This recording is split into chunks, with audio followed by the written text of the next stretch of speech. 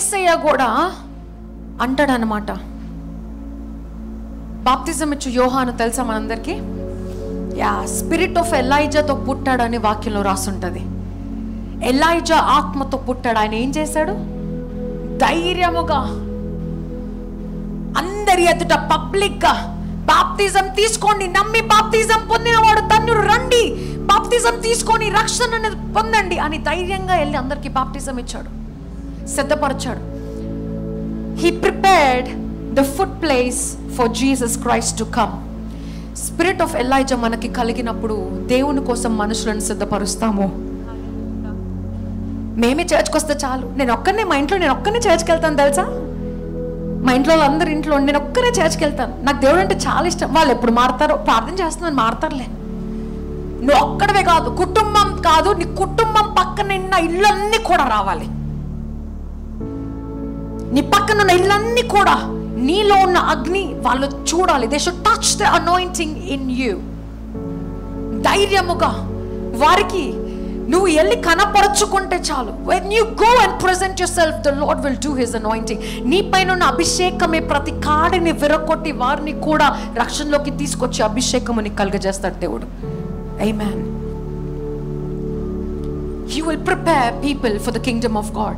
You will prepare. ఆసక్తితో నువ్వు రా సంఘానికి రా, నువ్వు వాక్యం విను, నువ్వు రా, నువ్వు దేవుని నమ్ముకో. You trust this God. నువ్వు రుచి చూడు, నువ్వు ఎరుగు. Bring them to the church with you. You will bring them to church because దేవుడు రాబోతున్నాడు. He's coming and he wants everyone to be saved. Israel ఆ రోజు రక్షణ పొందాలనే పరలోకం నుంచి అగ్నిని కుమ్మరించి అక్కడ ఉన్న వాళ్ళందరినీ సాష్టాంగ నమస్కారం చేయించుకున్నాడు. రక్షణ పొందాలని ఒకే ఒక్క కోరిక. సంఘానికి తీసుకొని రమ్మని చెప్తుంది. ఇక్కడ మేమేదో ఫేమస్ అయిపోవటానికి, సంఘం మెగా చర్చ్ అయిపోవటానికి కాదు. ఆయన అతి త్వరగా వచ్చి ఆయన రక్తానికి చిందించిన దానికి న్యాయం చేసే సంఘంగా మనం ఉంటాం.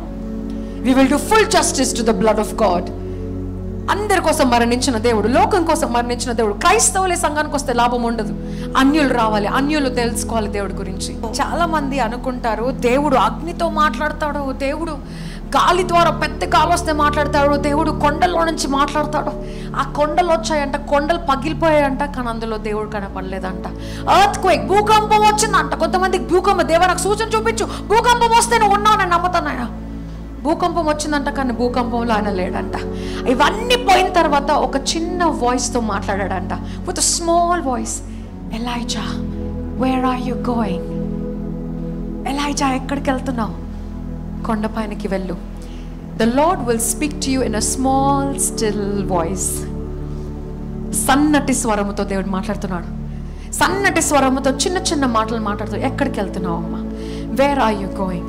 ఇక్కడికి వెళ్ళు, అక్కడికి వెళ్ళు. ఎందుకే మనసులో నుంచి వచ్చే ప్రేరేపణ, it's the voice of God. You need to recognise అది దేవుని స్వరమా, దేవుని స్వరము కాదా, గంభీరంగా మాట్లాడతాడా లేదా మెల్లిగా మాట్లాడతాడు. Bible says it's a small still voice. ఆయన మాట్లాడాడంట ఎలైజాతో, వేర్ ఆర్ యు? ఈ కాన్ఫరెన్స్ తర్వాత దేవుడు మీతో మాట్లాడినప్పుడు అది దేవుని స్వరం అని మీరు తెలుసుకోబోతున్నారు. హల్లెలూయా. దేవుడి మాట మీరు గుర్తించబోతున్నారు. కొండలు, భూకంపము, గాలి ఇవన్నిటి కోసం వెతకరు. కళ్ళు మూసుకొని ప్రార్థించగా, అయ్యా నేను వచ్చాను, నీ తలుపు దగ్గర ఎదురు చూస్తున్నాను అనగానే ఆయన మాట్లాడతాడు. అందుకే నేను రాశాను, నీ తలుపు అడుగుకే వేచి ఉన్నా, నా తలను అంటుమయా, నీ సేవకైనే కాచి ఉన్నా, నన్ను తరించుమయా, నన్ను వెదకి వచ్చితివా, నన్ను కోరి పిలిచితివా, యేసు పరలోకమైన విడిచితివా,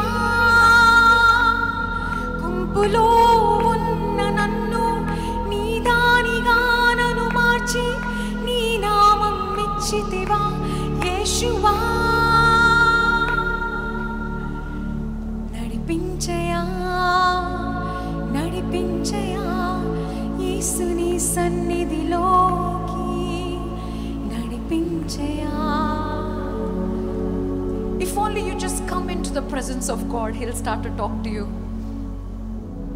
It's just that you're not coming to the presence of God. మీరు రావట్లేదు. Just come into the presence of God. అందుకే దేవుడు అంటాడు, come and wait for me on the mountain. అక్కడ కూడా దేవుడు మళ్ళీ మౌంటైన్ గురించే మాట్లాడాడు. Come and wait for me on this mountain, I will speak to you. సన్నిధికి రండి. Don't give up on the church and the Lord will speak to you.